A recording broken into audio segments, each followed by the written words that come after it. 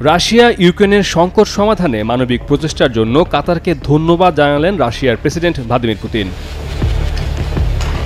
কাজাখস্তানের রাজধানী আস্তানায় সাংহাই সহযোগিতা সংস্থার শীর্ষ সম্মেলনের ফাঁকে ৪ জুলাই কাতারের আমির শেখ তামিম ইবনে হামাদ আল থানির সঙ্গে দেখা করেন পুতিন।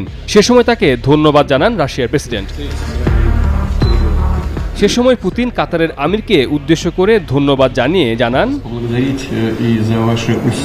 ইউক্রেনীয় সংকটের সাথে উদ্ভূত মানবিক সমস্যাগুলো সমাধানের লক্ষ্যে আপনার প্রচেষ্টার জন্য আমি আপনাকে ধন্যবাদ জানাতে চাই। আপনার মধ্যস্থতার মাধ্যমেই রাশিয়ান এবং ইউক্রেনীয় উভয় পক্ষের শিশুদের তাদের পরিবারের কাছে ফিরিয়ে দেওয়া সম্ভব হয়েছে।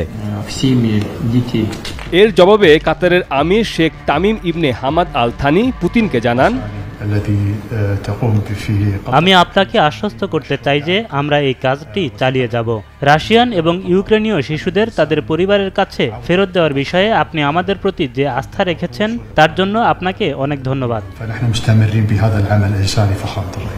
গত বছর থেকে রাশিয়া এবং ইউক্রেনের সঙ্গে আলোচনার মধ্যস্থতার চেষ্টা করছে কাতার।